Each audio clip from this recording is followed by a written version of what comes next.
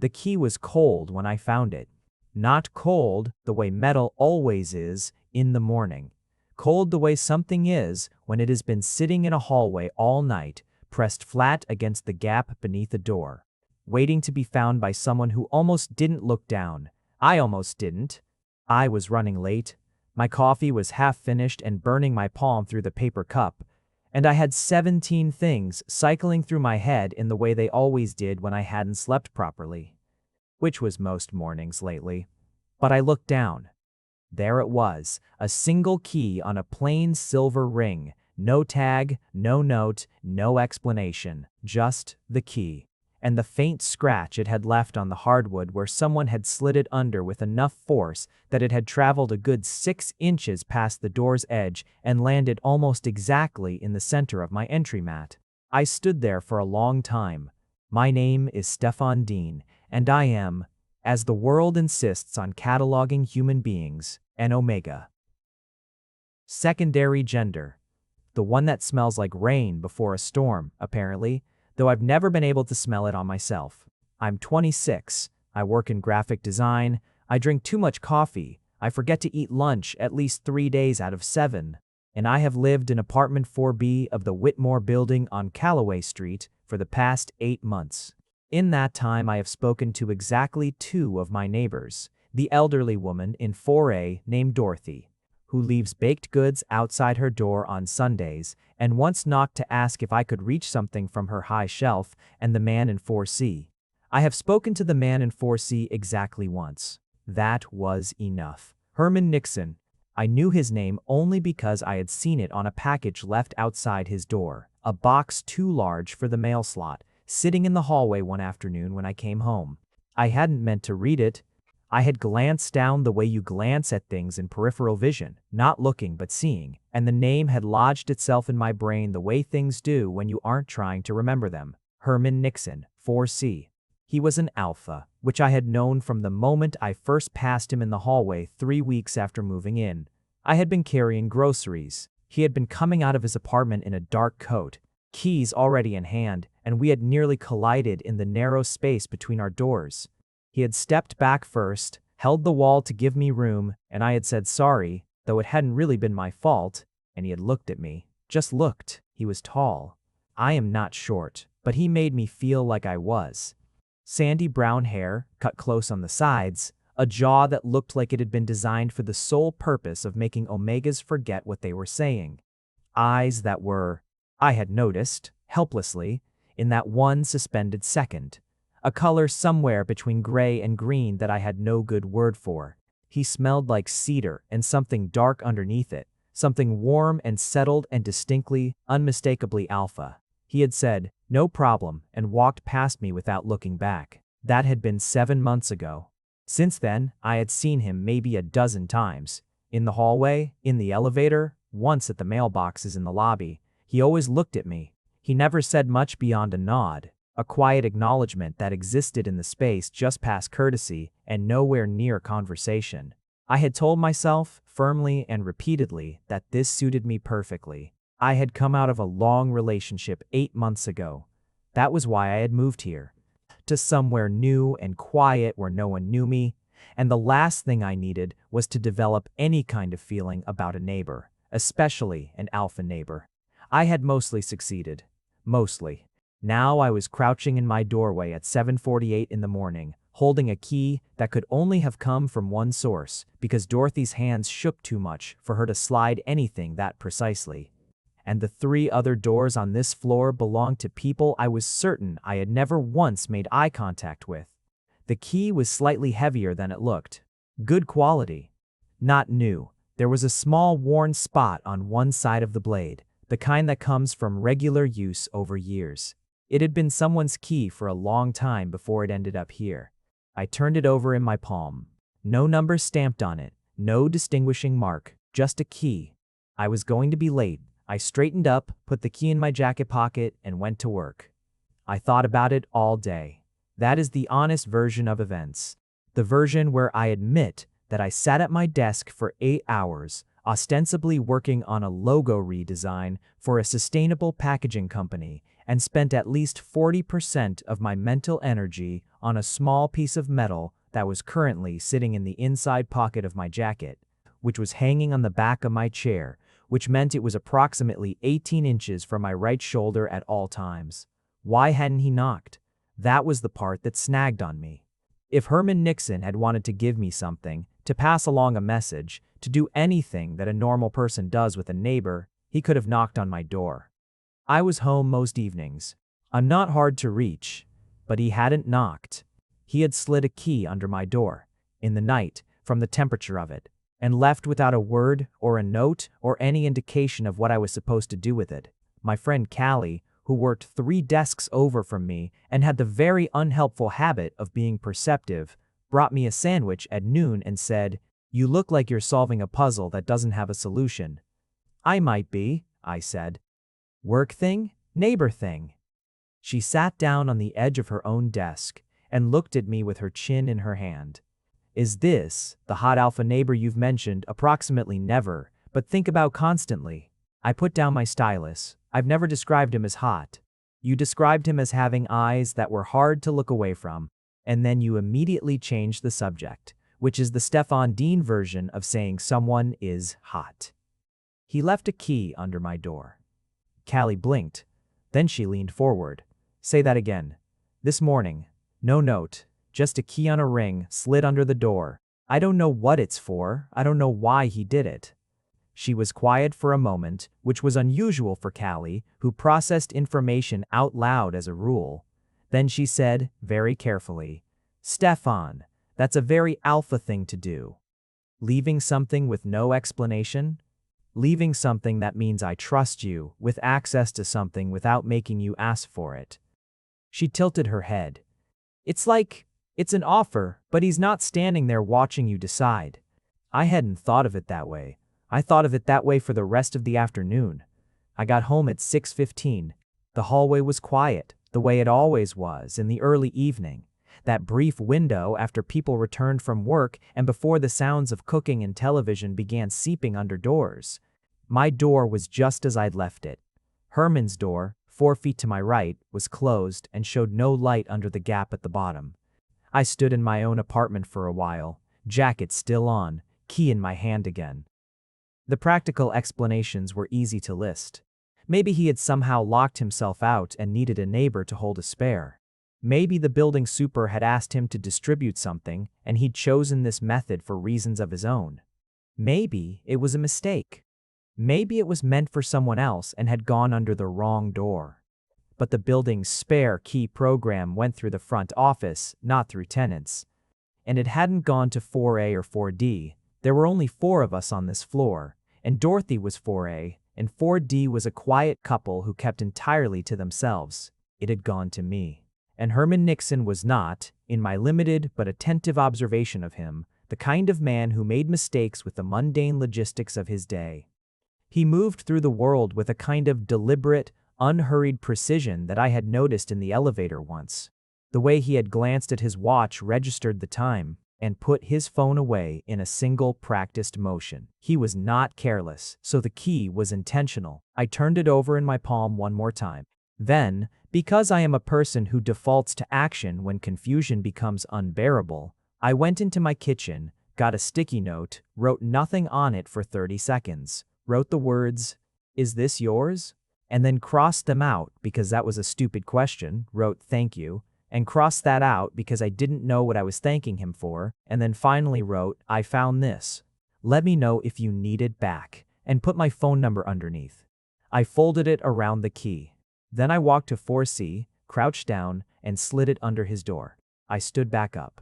My heart was doing something undignified. I went back to my apartment, shut the door, and stood in my entryway breathing slowly for a moment. My phone didn't ring that night. The not knowing was worse than any answer would have been. I woke at 2 in the morning the next night, not from a sound or a dream, just from that particular kind of restlessness that feels like your body has decided sleep is no longer on the agenda. And would you please get up and pace a bit? And lay in the dark with my arm over my eyes thinking about the key. About the way he had looked at me that first time, in the hallway, with the groceries. There had been something in that look that I had spent 7 months telling myself I had imagined. Alphas look at omegas the way everyone looks at omegas, with that slight flicker of assessment. The biological machinery kicking in behind the eyes, even when the person behind it is trying to be professional and neutral and modern about the whole thing. I was used to that look. I had learned to look back flatly until it passed. But his look hadn't been that. It had been, I couldn't find a better word for it. Careful. Like he was trying not to look too hard, and the effort of it was visible. I had told myself I was projecting. Now I lay in the dark at 2 in the morning with a key that had appeared under my door like a secret, and I wondered if projection was too easy an explanation. He didn't text. He didn't knock. For 3 days, nothing happened. I saw him once. Thursday morning, elevator, both of us heading down at the same time. He was in a dark charcoal jacket, coffee in hand, looking like he'd been awake for a while already. I was in my coat with my bag over one shoulder, trying to look like I wasn't thinking about the key, which I was, constantly. He held the elevator door when he saw me coming down the hall. Something a courteous person does, technically, but he held it longer than necessary. He could have let it go at 3/4 of my approach, and I still would have made it. He waited until I was inside. "Morning," I said. "Morning." His voice was low, a little rough. Morning voice, maybe. We stood in the elevator. The lobby was 12 floors down, and the elevator in the Whitmore building moves at the pace of a glacier making a considered decision. I watched the numbers. I could feel him the way you feel an alpha when you're standing close to them, and there's nothing to cut the scent. The warmth of it. The low-frequency pull that my instincts registered before my brain could get in front of it. It wasn't overwhelming, he wasn't projecting it, but it was there, quiet and steady, like something that had always been in the room and you were only now paying attention to it. I did not look at him. He did not speak. The lobby arrived. He stepped out and held the door again, and I walked past him with just enough distance that we didn't brush, and I did not look back. I got to work and sat down at my desk and opened my project files and stared at them for 15 minutes without seeing them. Callie brought me coffee. She was always bringing me coffee. It was one of her primary love languages, and sat on the edge of her desk. You saw him again. Elevator. What happened? Nothing. We said good morning. That was it. She looked at me with the expression she reserved for situations where she thought I was being willfully obtuse. Stefan, what? Did he text you? No. She was quiet for a moment. Then, some alphas don't do things through words first, they just do things, and then they wait to see what happens. That's very cryptic. I'm serious, the key was a move. Not texting you was also a move. He's giving you space to decide how to respond without any pressure from him. Or, I said, he left it under the wrong door and is too awkward to say so. Is that what you actually think? I looked at my coffee. No. Point. I didn't sleep well that weekend. This was not, I want to be clear, because of Herman Nixon, or not only because of him. The insomnia had been a fixture of my life for the past 8 months, dating back to the end of things with Marcus, who had been my partner for 3 years and who had dismantled me in ways I was still mapping. Marcus had been an alpha, too. Which is not a statement about alphas in general, only about Marcus specifically, and about the particular way he had a talent for making me feel like my perceptions of things were untrustworthy. He was very good at that. By the end of 3 years, I had been so thoroughly convinced that my instincts about him were wrong that I had trouble trusting my instincts about anything. That was still, 8 months later, a work in progress. So when I say I thought about the key all weekend, what I mean is, I thought about it, and I second-guessed my thinking about it, and I talked myself out of several interpretations. And I lay awake at night wondering if what I was reading into a simple domestic object was real, or whether I was doing the thing I always did, which was build an elaborate narrative around something that meant nothing and then feel humiliated when I was wrong. By Sunday, I had reached the conclusion that I was probably overthinking it. By Sunday night, I had reached the counter-conclusion that my tendency to call myself an overthinker was Marcus's voice in my head and not necessarily the truth.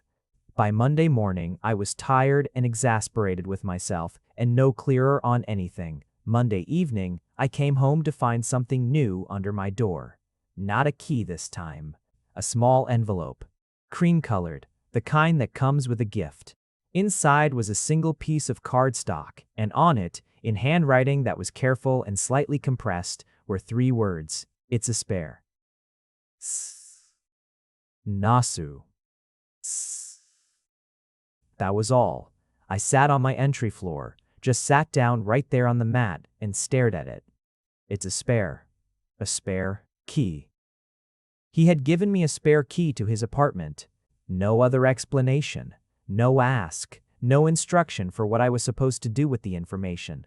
Just the fact of it stated plainly, with his handwriting's precise slant and no signature, because apparently we were at the stage where signatures were unnecessary. I pressed the card against my knee and tipped my head back against my door and laughed once, a short, involuntary sound, because what else do you do? What on earth was I supposed to do with that? What I did, as it turned out, was nothing. For a while. Not because I didn't want to do something. I was very aware of wanting things, which was its own disorienting problem, but because I genuinely didn't know what the protocol was for this situation. No one had given me a spare key before. Not even Marcus, in 3 years. Marcus had preferred things that could be taken back. The card sat on my kitchen counter. The key sat beside it. I walked past them several times a day and tried to think about something else. This lasted about a week. What ended it was something mundane and stupid. I dropped my groceries. It was a Thursday evening, and I had bought too many things, which I always did when I shopped hungry. Which I always was, because I kept forgetting lunch. And I was trying to get my apartment door open with my arms full of bags and the key in the wrong hand. And one bag gave way at the handle and hit the floor, and a glass jar of pasta sauce shattered very dramatically and spread across the hallway floor in a wide red radius. I said a word I don't usually say. Herman's door opened. He looked at the floor. He looked at me. He looked at the floor again. "Don't move," he said, and was back in 30 seconds with paper towels and a plastic bag from under his sink. He crouched down. This large man folding himself efficiently onto the floor of the hallway and began gathering glass. "I've got it," I said.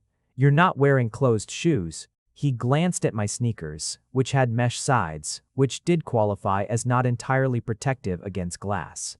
"I'll get the pieces." I stood there, holding my remaining bags, feeling profoundly ridiculous. He was methodical about it. Patient. He picked up every visible piece of glass he could find, wrapped the towels around them, and had the worst of it cleaned up in under 3 minutes.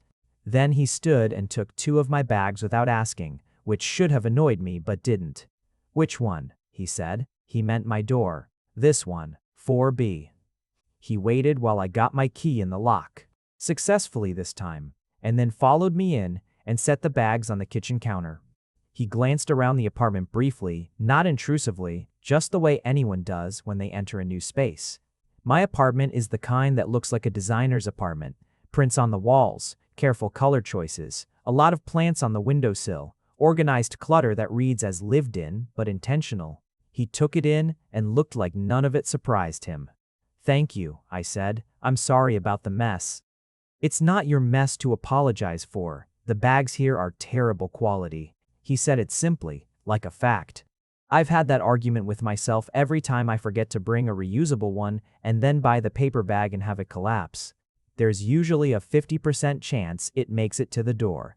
A beat. 40% if you buy jars. He almost smiled.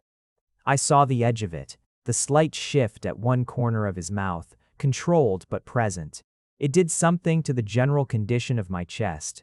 "I'm Stefan," I said, even though he presumably knew this because our names were on our mail slots. Stefan Dean, Herman Nixon.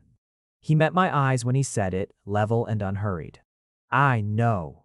"I know," I echoed, and then felt my face do something I couldn't fully control because I had just admitted to knowing his name.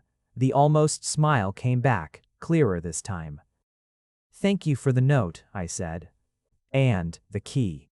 I wasn't. I don't know what the right thing to do with it is. I didn't want to seem like I hadn't noticed.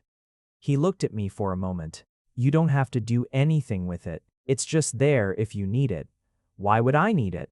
He considered this for a second, and I had the distinct impression he was choosing his words carefully, not because he was evasive, but because he was precise. I travel sometimes for work. I have a plant that needs water. Dorothy used to do it, but her hip has been bad this winter. A plant. He had given me his spare key so I could water a plant.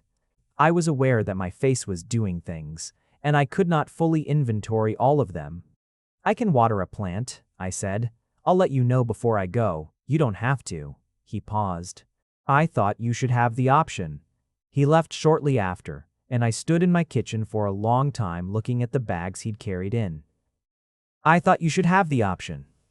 Not, I need a favor. Not, can you do this thing for me? I thought you should have the option. As if the gift wasn't the request, but the having of it, the being considered. I sat down on my kitchen floor, my back against the cabinet, and held my own hands and tried to think about what exactly was happening to me. The plant was a monstera. I know this because 2 weeks later, Herman knocked on my door on a Friday evening and told me he was leaving for a work trip Saturday morning and would be back the following Wednesday, and that the plant was in the living room on the left side of the window and that it needed water every 3 days, just enough to dampen the soil, not flood it. He had written this down on a piece of paper. He handed it to me. I looked at the paper. You could have texted me. I didn't want to assume you'd saved my number. I could have gotten your number from. I started, and then realized I didn't have a way to finish that sentence that didn't sound strange, so I stopped. From the note, he said, and for the first time in any of our exchanges, there was something genuinely warm in his voice. Not teasing exactly, something softer than that. I saved your number, I said. He nodded once. That was all. Good, was what the nod said, without saying it. Is there anything else the plant needs? Indirect light. It's already getting that. Just the water. He paused. My number's on the paper too, if anything comes up. You wrote it down twice. I know. He looked at me for a beat longer than the information exchange required. Then he said goodnight and went back to his apartment, and I stood in my doorway watching the closed door of 4C for approximately 5 seconds before I gathered myself and went back inside. I watered his plant 3 times that week. I also, and this is the part I'm less proud of, in the sense that it revealed something about me that I hadn't fully admitted to myself. I sat in his living room for a while each time. I had let myself in with the key, and I had gone to the plant, and I had watered it, and then I had just stayed for a few minutes. His apartment was different from what I expected, though I hadn't known I'd expected anything. It was clean in the way that suggests the person actually cleans rather than the way that suggests no one lives there. There were books, more than I had anticipated, stacked on a built-in shelf that covered one whole wall. There was a comfortable couch, dark blue, with a blanket folded over one arm. There was a kitchen that showed signs of actual cooking, a knife block, spice jars that had been used, a cutting board with the faint stain of regular use. It smelled like him. Cedar and that warm, dark undertone, quieter without him in it, like an echo. I sat by the window on the second visit and looked out at the street and tried to identify what I was feeling. It took longer than it should have. But sitting in his space, where everything pointed to the kind of man he was, careful, self-sufficient, unhurried, present, I felt something I had not felt in 8 months or longer. I felt calm. That was the word. Sitting in his apartment with his blanket in view and his books along the wall, I was calm in a way that I had not been since before Marcus, maybe longer. Not happy, not giddy, not anything I could name as the start of something. Just settled. Like a room where the light is exactly right and nothing needs adjusting. I locked up carefully when I left. Every time. When he came home Wednesday evening, he knocked on my door within 20 minutes of what I estimated was his arrival, because I heard the elevator open, and then his door, and then, after the briefest of pauses, my door. "Plant's good," I said when I opened it. "I can tell." He looked almost relieved, which was very endearing and which I filed away carefully. "Thank you. I watered it exactly as instructed." "I know you did." A pause. It's a little overindulged, actually. It's a good sign. I may have talked to it, I said, and then immediately regretted saying it. But he didn't look like he thought that was strange. He looked like it made sense to him. He nodded, this small, settled nod, and said, "It's a good listener. Very non-judgmental. Best quality in a plant." We looked at each other. "Dinner?" he said. "I haven't eaten since." He thought about it. "This morning, and I owe you." "You don't owe me." "I know. Dinner anyway." He cooked. I offered to help, and he handed me a glass of wine and pointed at the kitchen island and said I could sit there, which I did. Watching him navigate his own space with the easy economy of a person who knows exactly where everything is and has never needed to think about it, he made pasta. Not from a jar. Actual pasta with a sauce that he built from scratch from things he had in the refrigerator despite having been away for 4 days. Because he was apparently the kind of person who kept his pantry stocked in a reliable way.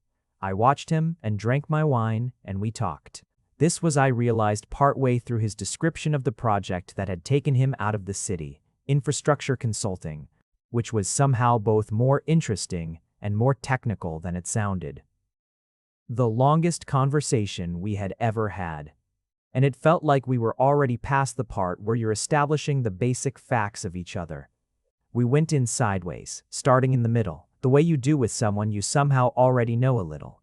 He asked me about the design work.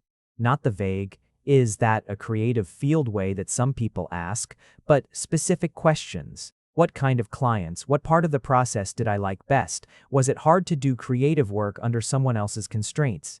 I answered honestly, which surprised me a little, because I usually give the polished surface version of my work to people I don't know well.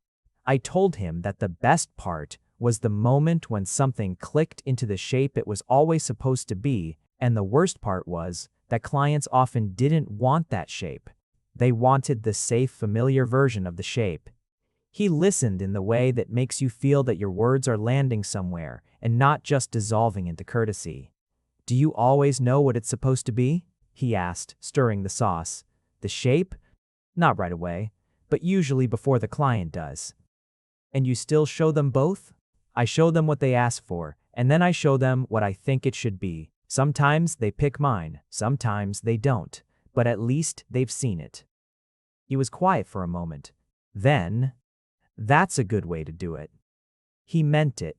Not in the way people say things are good to be encouraging, but in the way that you recognize when someone has described a philosophy you understand. We ate at his table, which was by the window. The monstera was in the corner, looking healthy, and I felt unreasonably pleased about that. The pasta was very good. I told him so, and he said he had learned to cook late, early 30s, which meant he was probably around 33 or 34 now. Though I didn't ask. Because he had traveled so much for work that cooking had become a necessity rather than a choice. "I don't cook," I said. "I assemble. What's the difference?" Cooking involves heat in a way that requires attention. Assembling is putting correct things together and calling it a meal. That's also cooking. Cooking involves the pasta being made from scratch. The pasta was from a box. A tix. The sauce wasn't. He looked at me across the table with that almost smile again, but fuller now, more present. I had the thought, sudden and clear, that I would very much like to see him smile properly, all the way, without the careful maintenance of it. "Fair point," he said. We talked until the plates had been cleared and the second glass of wine was gone. I told him about the move to Calloway Street, without explaining why, which he didn't ask about, and I was grateful for it. He told me he had lived in 4C for 4 years and had almost moved twice but hadn't, and was now glad he'd stayed, which he said, looking out the window and not at me, which might have meant nothing. But I filed it away anyway. At the door, I paused. There was a warmth in my chest that I had been feeling all evening, somewhere between comfort and something more alert. I needed, I thought, to be careful with it. "Thank you for dinner," I said. "Thank you for the plant." He leaned against the doorframe. Standing this close, in the light of his apartment rather than the dim hallway, I could see his face more clearly. A faint line at the corner of his eye, the kind that deepens when someone squints or smiles. His jaw was shadowed with a couple of days of growth, travel rough. He was tired, but not the bad kind of tired, the earned kind. "Any time," I said. And then, because honesty was apparently the mode I was operating in tonight, I liked sitting in your apartment. While I was watering the plant. It's very calm in there. He looked at me for a moment. "Come back whenever you want," he said, and there was something different in his voice. Quiet, deliberate, the words set down like something he had thought about and meant completely. I said goodnight. I went back to 4B. I sat on my couch in the dark for a while, not in a distressed way, just in a taking stock way. Something was happening. I was aware of it. I was trying to approach it carefully, because the last time I had let something happen without being careful, I had ended up in a relationship that had slowly, methodically dismantled my ability to trust my own sense of things. But Herman Nixon was not Marcus. In every way that I could identify, he was the opposite of Marcus, where Marcus had been loud in his emotions and then withdrawn them like a test. Herman was quiet and present and left things open, where Marcus had always made me feel like I was one wrong move from losing something. Herman had handed me a key before we had spoken more than a sentence to each other, and said it was just there if I needed it, and not asked for anything back. I pressed my palm flat against my chest and felt my own heartbeat and tried to be reasonable. The key was still on my kitchen counter. November had gone gold and then gray and then cold by the time I would say, looking back, that we had shifted into something that required a name. Before that shift, there was a period I can only describe as the best kind of slow. The kind where you don't notice time passing because you're too interested in the present tense. We fell into patterns, dinner at his place or occasionally at mine, where he had found out I could actually cook one or two things reasonably well and had looked appropriately surprised. Evenings when he'd knock and just ask if I wanted to watch something, and we'd end up on his blue couch with the blanket between us, which gradually stopped being between us and became over us. And this was acknowledged by neither of us, because acknowledging it seemed like it would break some good quiet spell. I learned him in pieces. He ran in the mornings, early, before I was up. I knew this because I occasionally heard his door in the pre-dawn quiet when I happened to be awake. He had an older brother in another city who he spoke to on the phone on Sunday afternoons, always in the kitchen with the window cracked. And I could catch the low rise and fall of his voice through the wall without making out words. He read the way I expected from the bookshelves, widely, across subjects, with no particular organizing principle except apparent genuine interest. He had strong opinions about very specific things, and almost no ego attached to them, which was the rarest combination I had ever encountered. He would say, "I think I'm wrong about this," mid-conversation with the same steadiness with which he said everything else. He made me feel like I could say things.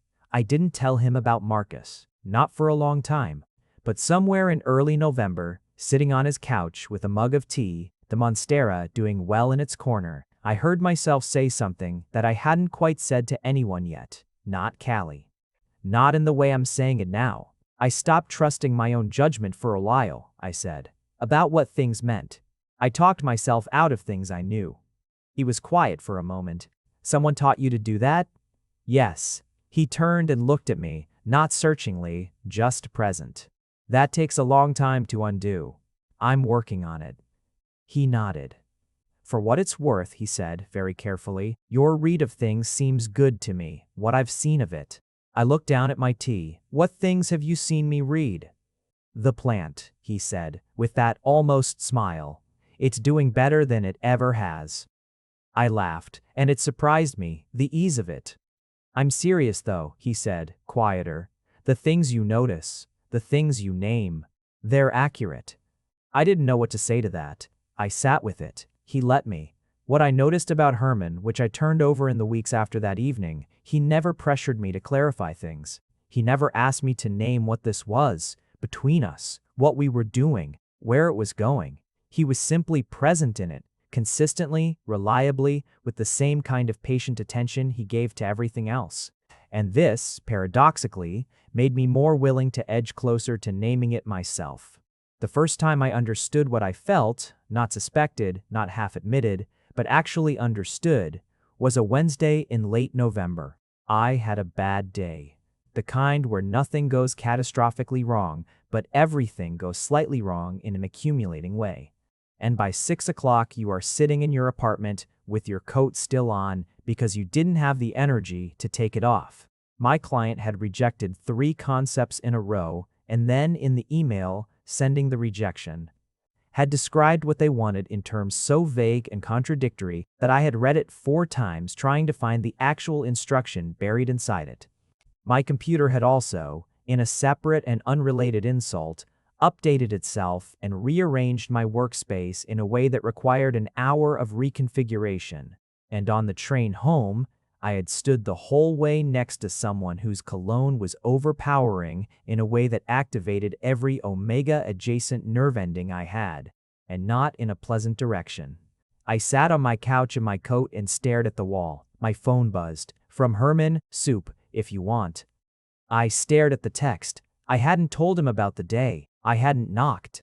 He had just known, the way he sometimes seemed to know things, perhaps from the sound of my door closing, perhaps from some particular quality of the silence in the hallway, or perhaps not.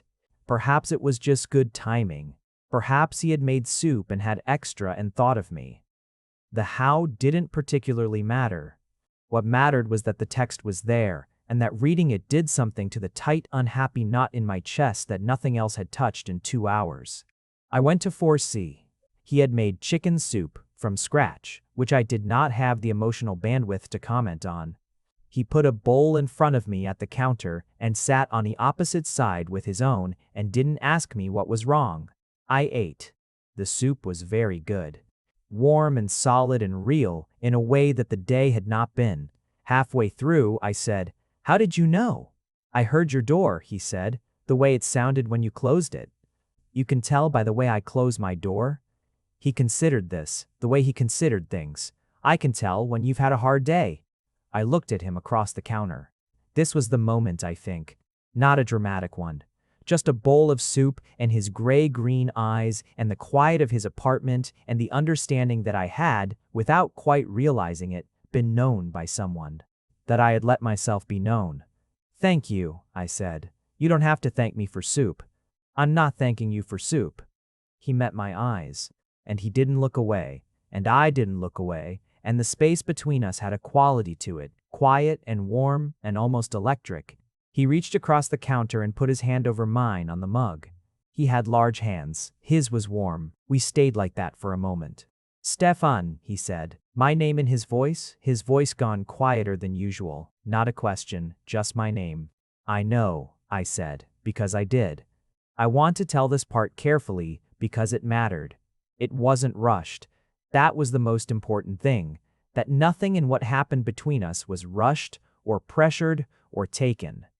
It was given and received, and both of those were deliberate. What happened after the soup was this. I stayed. Not in a way that needed to be announced or negotiated. I just didn't go home, and he didn't ask me to, and we moved from the kitchen counter to the couch with the last of our mugs and talked for 2 more hours. And somewhere in there, the space between us on the couch stopped existing without either of us moving toward the other in any deliberate way. It was more like gravity, the slow, inevitable, patient kind. He had his arm along the back of the couch. I was turned slightly toward him. He was talking about a book he'd been reading, something about systems and the way complex structures fail, and I was listening with one part of my brain, and with another part, I was just aware of him. The line of his jaw, the way the light in the room settled on his face, the low, steady cadence of his voice that had become, over the past weeks, one of the most calming sounds I knew. I said, without fully planning to, "I trust you." He stopped mid-sentence. He looked at me, very still. "I'm telling you because I want to," I said, "not because I'm asking you to do anything with it. I just wanted you to know." He was quiet for a long moment. His hand, which had been resting on the back of the couch, moved to my shoulder, just rested there, steady and gentle. "Okay," he said.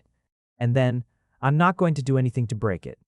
Simple. stated like a fact, not a promise made for the moment, but a declaration of intent. This is who I am. This is what you can count on.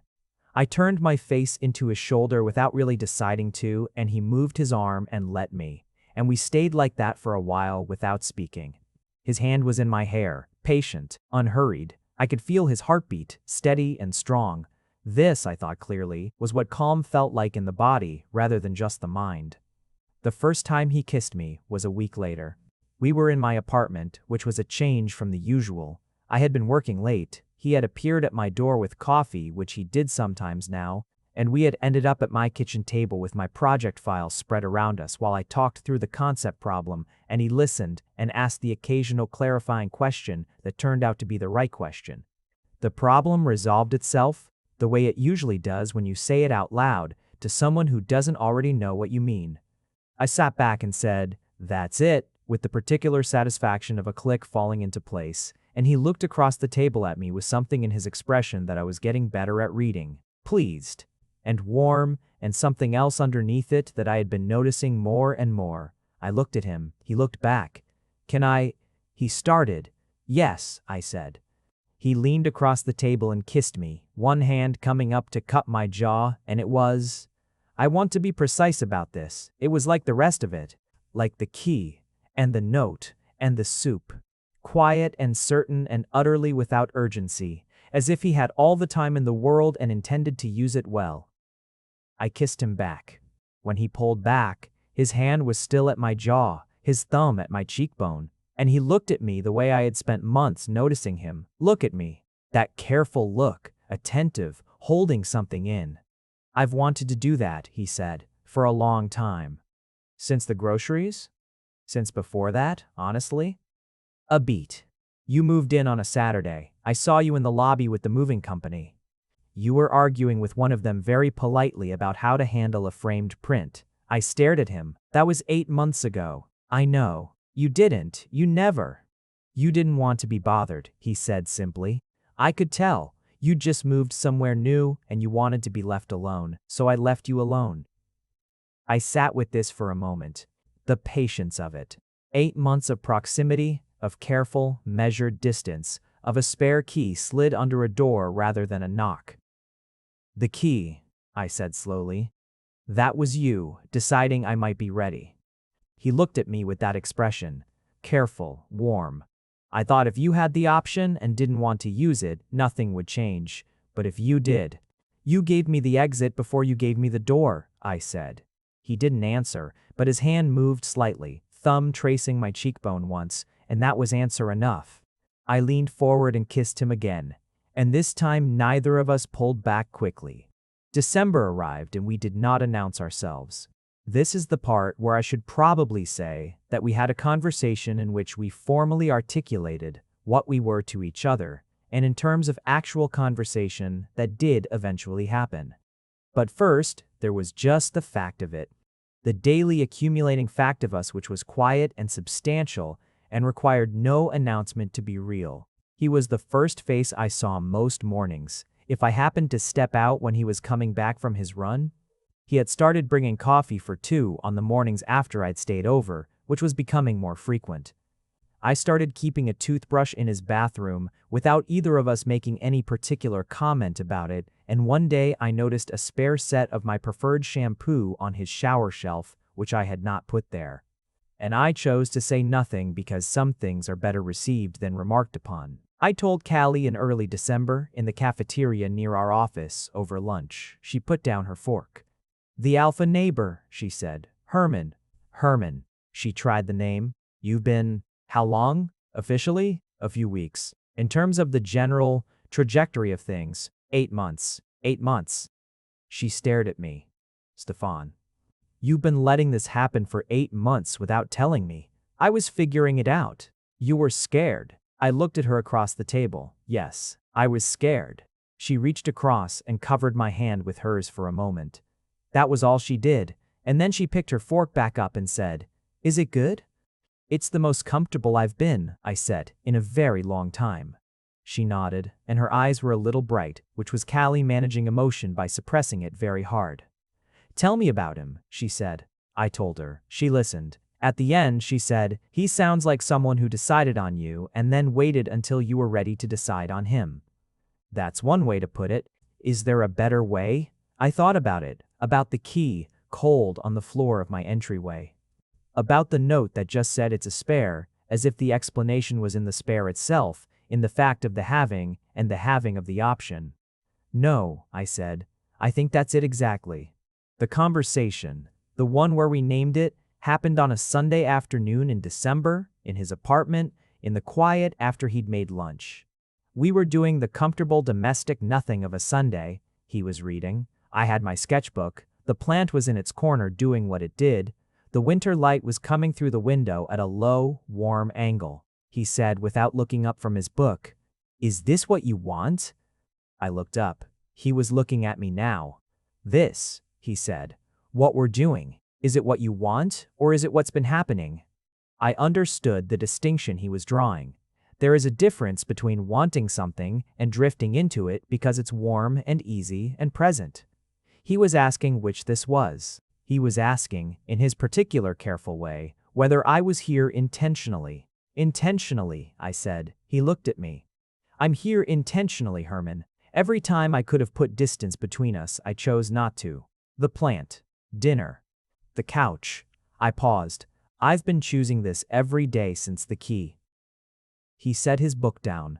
He leaned forward, elbows on his knees, looking at me with his whole attention in the way that still, even after months of it, made me feel the particular thing I didn't have a word for. "I want to be with you," he said, "properly." "Properly," I echoed. "Define properly, not just this." He gestured, a small motion that encompassed the room, the Sunday, the comfortable nearness of us, all of it, whatever that looks like. "I think this is all of it," I said. "This is what all of it looks like." He looked at me for a moment. "Yeah? Yeah." He reached across the space between us and took my hand, and I laced my fingers through his without thinking about it. The way you do something you've done so many times, it doesn't require thought. "Then we're doing it," he said. "We're doing it," I agreed. He looked at our hands for a moment, and then he did the thing I had been waiting, without knowing I was waiting, to see. He smiled fully.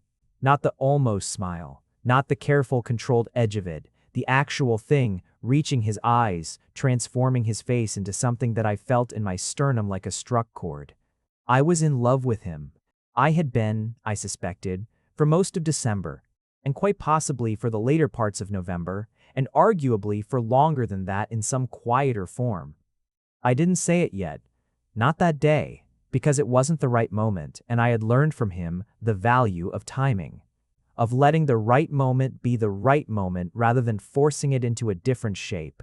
But I knew. I said it in January, not in any planned way, not with candles or occasion. It was a Monday evening, mid-January, and we were in his kitchen. I was sitting on the counter, which he had told me was not structurally designed for that, and I had told him it was fine.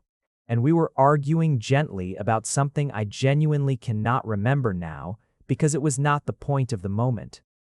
What I remember is that he was laughing, actually laughing, at something I'd said. Head back slightly, the full sound of it, the way it changed his whole face and the whole quality of the room. And I looked at him and thought, this is the person I want to be in a room with. This is the person I want to be the reason for that. "I love you," I said. He stopped laughing. He looked at me. "I love you," I said again, more deliberately. I wanted to say it when I meant it and not when I was feeling sentimental about a situation. I mean it right now. "So." He crossed the kitchen in 2 steps. He put his hands on either side of me on the counter and looked at me from very close range.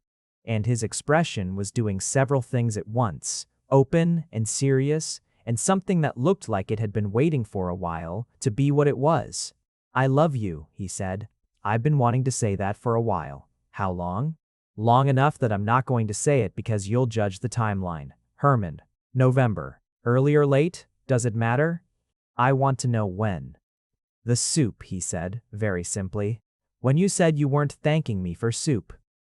My chest did the thing it did, the full, warm, opened thing. I understood something then, he said, about what this was, about what I wanted it to be. I pulled him closer by the front of his shirt and kissed him, and his hands came off the counter and around me, and I felt him hold me with the same quality as everything else about him. Certain. Careful whole. Later, when we were on the couch with the familiar arrangement of his arm and my shoulder and the low light of the lamp, I thought about the key. About the morning 8 months ago when I had crouched in my doorway, coffee in hand, already running late, and almost hadn't looked down. About the cold metal in my palm and the absence of any note or explanation. About the way I had carried it to work in my jacket pocket and thought about it all day, turning it over and over in my mind. There is a version of myself, and I had been that version for much of the past 8 months. For reasons that Marcus had given me, who would have put the key on a shelf and not touched it? Who would have told herself she was imagining things, that the gesture meant less than she thought, that she was wrong about what she was reading in the gray-green eyes of the man across the hall? I was glad I hadn't been that version. "Hey," I said. He made a low sound of acknowledgement, his hand moving slowly up and down my arm. "The key," I said. "That first morning, were you nervous?" A pause. "A little." "Why a little?" "Because I had decided. Once I decide something, I'm usually past nervous." "When did you decide?" "The groceries," he said. "The hallway. Watching you try to get the door open with your arms full, you were very determined." A beat. I thought, that's someone who doesn't give up on things. And then I thought, I want to know that person. "So you slid a key under my door." "So?" "I slid a key under your door." I turned my face into his shoulder. "That's a very unusual introduction." I didn't want to startle you with a knock, and I couldn't. I needed you to have a choice, to have it and not use it, if that's what you wanted. I wasn't going to put you in a position where you felt like you had to respond. This was the thing about him. This was the whole of it. He had spent 8 months offering me things with exits built in. Exits and options and no pressure. Not because he didn't want something, but because he understood that what he wanted required me to want it too freely and without obligation, and he was willing to wait for that rather than rush it into being. The key, the note, the invitation to return, the soup, the one question about what I wanted, asked once, clearly, and then never pressed. He had known somehow exactly how to reach someone who had forgotten how to be reached. "I'm glad I found it," I said. He pressed a kiss to the top of my head. "So am I." The monstera was in its corner, green and thriving, quietly doing the thing plants do in rooms where someone is paying attention. The lamp was warm. Outside, January was doing what January does, gray and cold and long. Inside it was exactly the right temperature. I thought, this is what it feels like to be in the right place. Not a perfect place. We were two imperfect people with histories and edges and the ongoing ordinary difficulty of figuring out how to share a life. But the right place, the place where the light was good and nothing needed adjusting. I held his hand. He held mine. The key lives on my keyring now. Not as a spare, not as a contingency, but as the key. The one I use every day, that has my fob on one side and his apartment number worn smooth from regular use on the other. His spare to my apartment is on his ring in the same configuration. This happened gradually without ceremony over the course of several months. And then one day, I looked down at my keys and noticed and felt a particular warmth in my chest that I have come to understand is the specific feeling of a thing being exactly what it should be. We are not dramatic people, Herman and I. We don't mark milestones with announcements or gestures. The milestones happened, and we recognized them between us, and that was enough. The monstera is enormous now. I repotted it in March, and Herman watched with the same focused attention he gave to everything, asking the occasional question, handing me the new soil when I reached for it. It has taken up a new position in the window and is, by every available measure, thriving. I told him about Marcus eventually. Not all at once, pieces of it, in the way you tell someone something true when you trust them enough to believe they won't turn it into something useful against you. He listened. He didn't offer solutions or explanations or the particular alpha impulse to fix things by being larger than them. He listened and said, when I had said what I needed to say, "That's not what this is." 4 words. But I believed them completely. In April, I moved the last of my things from 4B to 4C. This was not a dramatic event either. I still technically had the lease until June, and I kept a few things there, and the building super did not need to be notified immediately. But the center of gravity had shifted, and we both knew it, and one evening, Herman rearranged a section of the bookshelf to make room for my books, and that was the ceremony. I stood looking at my books on his shelf, our shelf, for a long moment. "Good?" he asked from the kitchen, not turning around. "Good," I said. "My prints are on the walls now, alongside the few things he had. My plants are on the windowsill beside the monstera, which turns out to be a benevolent roommate in plant terms, not competing for light but sharing it. The kitchen has my cutting board, and his knife block, and a spice shelf that is now organized in a way that neither of us would have done alone, but that works perfectly for both of us. This is what building something looks like, I have decided. Not a grand construction, but a slow accumulation. Coffee for 2. A plant that gets watered. A key that travels from a gap under a door to a key ring to a daily held, used, unremarkable fact. I still get bad days. The anxiety doesn't vanish because someone loves you well, but it changes character, somehow. It has less purchase. I can feel it arrive and still know, with a new kind of certainty, that my read on things is not as broken as Marcus made me believe. The evidence for this is daily and specific. Herman is the kind of man who confirms, over and over and without knowing he's doing it, that my perceptions are sound. I said I knew the shape of the thing I was designing before the client did. He listened and understood and said it was a good way. I said I trusted him. He said I could. Both of those things, repeatedly, continue to be true. This is the work, I think, not the falling, but the staying. Not the recognition of love, but the daily, ordinary, unglamorous choice to keep showing up in it. To water the plant, to carry the key, to look down when you might not have, and recognize what's there. He looked at me across a hallway with full grocery bags and thought, I want to know that person. He slid a key under my door without a word, because he understood that words can be pressure and he didn't want to pressure me. He waited until I was ready and then asked simply what I wanted. These are small things. But small things, accumulated, a key, a note, a bowl of soup, a hand over mine in the kitchen light, are how you build something large. I know this now. The key is cold in the morning and warm by the time I'm home. I have stopped noticing the change because I am always holding it. If you made it to the end, you're my kind of person.